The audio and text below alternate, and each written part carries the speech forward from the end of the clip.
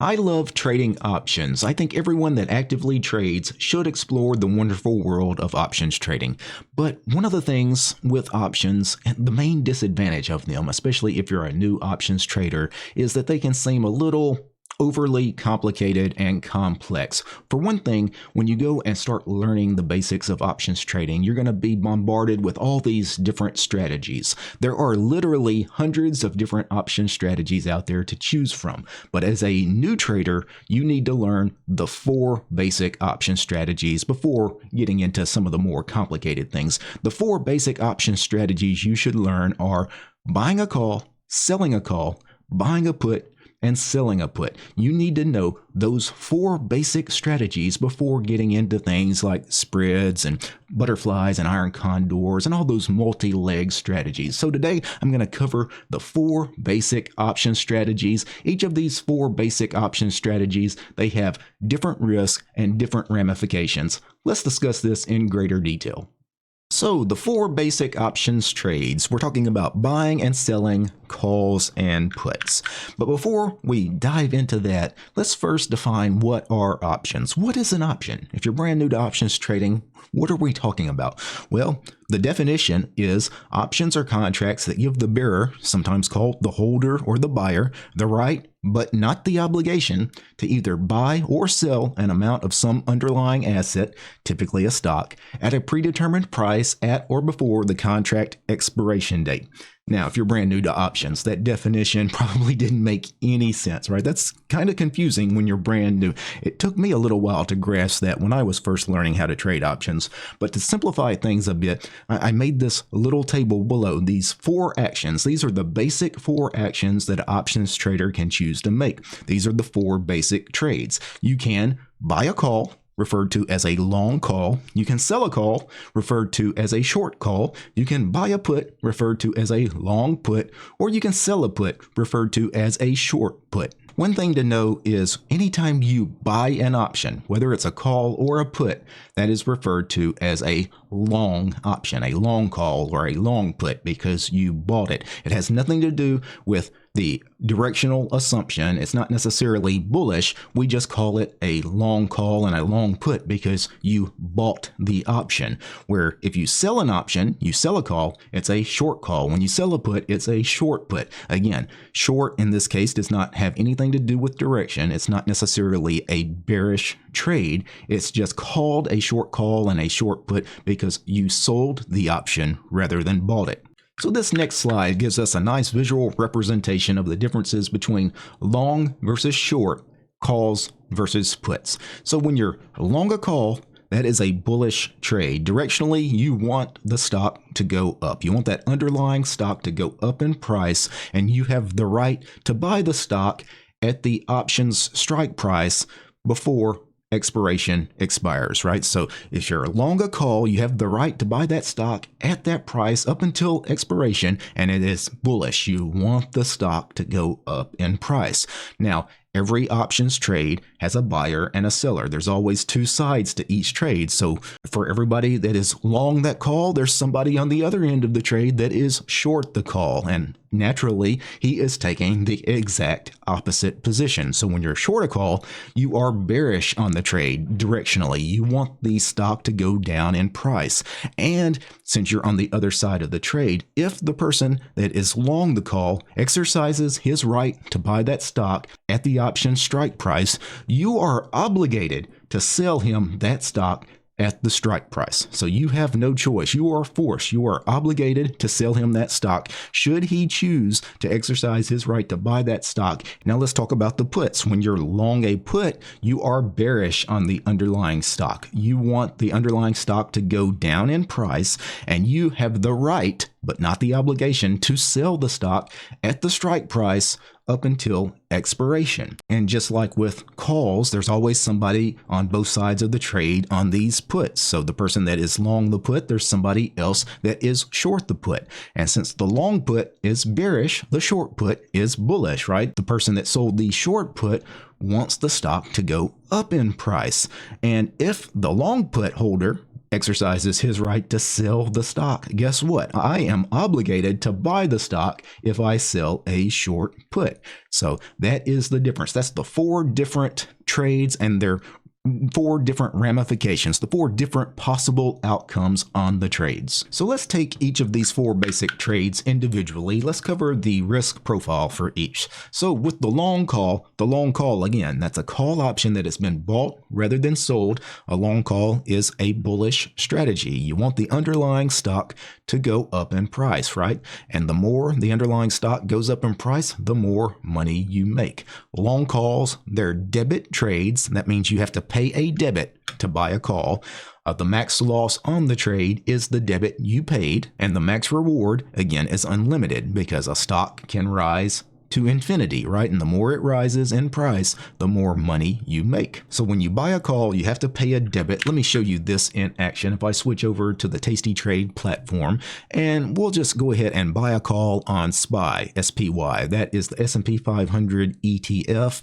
And let's go to the options chain, and I'm just going to go to the March expiration cycle, 40 days out, and let's just go ahead and buy a call. I'll just buy any old call. Now the calls are on the left-hand side of the option chain. The puts are on the right-hand side. So let's imagine that I want to buy the 480 call here, and you can see down here in the review and send area that I have to pay $19.92 for buying that call. Remember, options contracts, they represent 100 shares of stock. So $19.92 is the per share amount. So actually what I have to pay, since it represents 100 shares of stock, I actually have to pay $1,992 to buy this 480 call. So what's the maximum risk on the trade? Well, $1,992, because that is the most I can lose. If I buy this call and the call ends up finishing out of the money, then what I will end up losing is my full $1,992. That's the risk. How much can I make? Well, again, I can make infinity, because if SPY goes up, whatever amount, the more it goes up, the more I make. So let's cover the short call. The risk profile on the short call is essentially the exact opposite of the long call. A short call is a call option that has been sold rather than bought. As you can see, the short call is a bearish strategy rather than a bullish strategy. So we want the underlying price to go down. We want the underlying stock to decrease in price. Short calls are credit trades rather than debit trades. So when you buy options, you have to pay a debit to buy the option. But when you sell an option, you actually receive a credit. So that is the wonderful thing about selling options, is you actually receive a credit every time you sell an option. You can see the risk profile for the short call is essentially the exact opposite of the long call. So the long call made money if the stock went up to infinity. Well, the short call loses money if the stock goes up to infinity, right? So we have unlimited risk to the upside, because a stock can rise however much it can rise, and the more it rises, the more you can lose. So you can lose a lot of money on a short call if a stock just explodes in price. So what is your max reward on the short call? Well, it's the credit you received when you sold the call. So imagine I sell a call for $5, and the call I sold for $5, remember, option contracts represent 100 shares of stock. So actually I'm going to receive $500 in premium for selling that call, and that is my max reward. As long as the underlying stock stays below my call strike price by expiration, I will actually receive 100% of that premium that I received, the full $500. Now, obviously, if the stock again goes higher, I'm in a lot of trouble. So you do need to be careful with short options. Long options, they're defined risk trades. You already know what your worst possible loss is. It's always the debit you paid to buy the option. With short options, your risk is unlimited. Now let's go over the long put and the short put. As you can see, it's basically the other side of what we were doing with the call. So the long put, obviously, this is a put that you buy rather than sell. The long put is a bearish strategy. We want the underlying stock to decrease. Long puts, again, are debit trades. Anytime you buy an option, you have to pay a debit. The max loss on these trades are always the debit you paid, but the max reward is unlimited, because a stock, of course, can fall forever. Actually, it can't fall forever. It's not technically unlimited because a stock can only go to zero. But if a stock goes to zero, I mean, that is just, it might as well be unlimited reward, right? Because that would be like you hit a home run if you buy a put and a stock goes to zero. It essentially means the company went bankrupt. And of course, on the other side of the long put, there's somebody that is short the put. The short put is a put that's been sold rather than bought. The short put is bullish. We want the underlying stock to go up in price. Short puts, again, because we sold it, we receive a credit. So short puts are credit trades. So you receive a credit when you sell the put.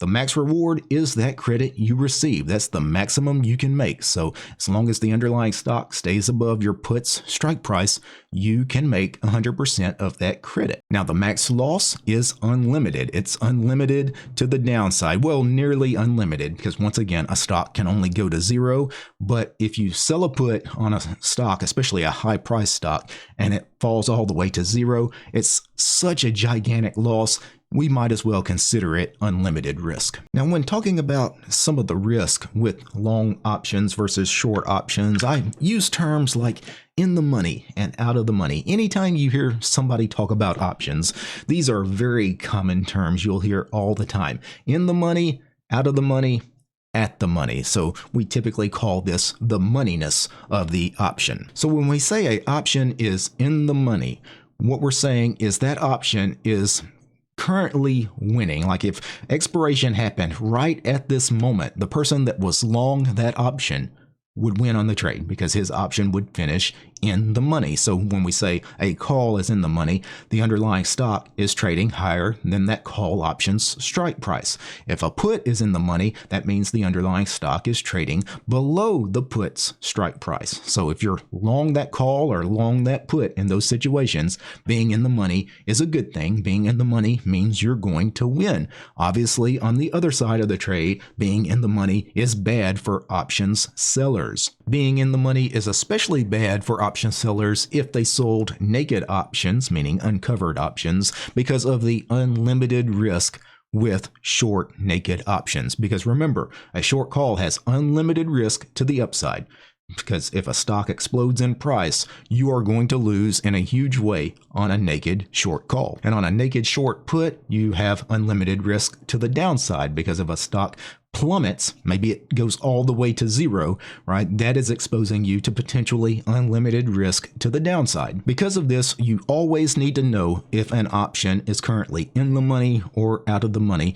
Your trading platform will make it very obvious which of your option positions are currently in the money or out of the money. For the TASTYTRADE platform, they make it very obvious because they have ITM in the money for any options that are currently in the money, right? So these positions here, these underlyings here, I currently have some options on that are in the money. That is nice. That is letting me know that, hey, if I'm short some options there, I need to go take a look at it because those in the money options, I'm exposing myself to some potentially large losses. Other than in the money and out of the money, sometimes traders use the term at the money. The at the money option is the option strike that is closest to the price of the underlying asset. So if I go back to the TASTYTRADE platform, let's go back to SPY, to this options chain. Now SPY is currently trading at 494.17. Now this is the weekend. There's no trading going on right now, but let's imagine that right now it's trading 494.17. So what would be the at the money option? If I wanted to sell the at the money put, well, the closest put to 494.17 would be the 494 put. So I would sell that put. That would be selling the at the money put. If I was buying the at the money call, well, I would buy again the 494 call because again, 494 is closest to 494.17 where the stock is currently trading. Let's talk about exercise and assignment. So when we talk about assignment takes place when the written option, the sold option, is exercised by the options holder, the option buyer. So remember, the holder, the buyer, he has the right to buy if calls or sell if puts, the underlying at the strike price. He has that right. Now, on the other end of the trade, the option writer, the seller, is said to be assigned the obligation to deliver the terms of the options contract. So, if assigned, the seller of the option is obligated to sell if calls the underlying to the buyer, or buy if puts the underlying from the buyer. To make this a little clearer, let me back up to this slide here. Remember this chart. The long call, he has the right to buy the stock. The short call, he is obligated to sell the stock to the holder of that call. So if the holder of the call decides he wants to exercise his right to buy the stock, that is, he is exercising. And the person on the other end, the short call, he is said to be assigned. He is assigned his obligation to sell the stock to the call holder. With the long put, he has the right to sell the stock, and of course the short put is obligated to buy the stock. So when you exercise your long put, you have the right to now sell that stock at the strike price. And then on the other end, somebody holding a short put is assigned the obligation to buy that stock.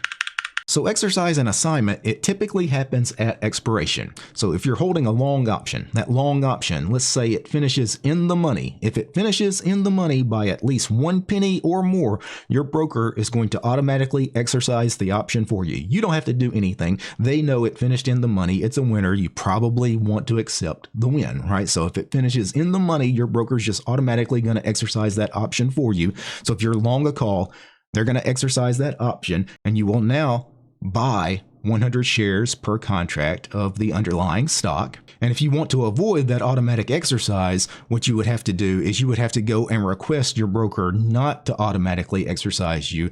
Rarely do you want to do that, but sometimes you may find yourself in a situation where, for whatever reason, maybe you can't afford to buy or sell the underlying shares of stock for the automatic exercise. So you would go to your broker. You can fill out this request called a DNE, do not exercise. You have to fill that out by a certain cutoff time after the expiration. But honestly, if you're in a situation where you can't afford to accept the automatic exercise, you should just close the trade prior to expiration. That way you don't have to worry about exercise at all. And with short options, if a short option finishes in the money, again, long options are automatically exercised when they're in the money, which means if you're short the option, you're almost always going to be assigned unless for some reason there isn't a counterparty to your trade. Sometimes it's very, very rare, but sometimes you will have a short option that finishes in the money, and for whatever reason, you don't get assigned on it. But that's extremely rare, but it can happen.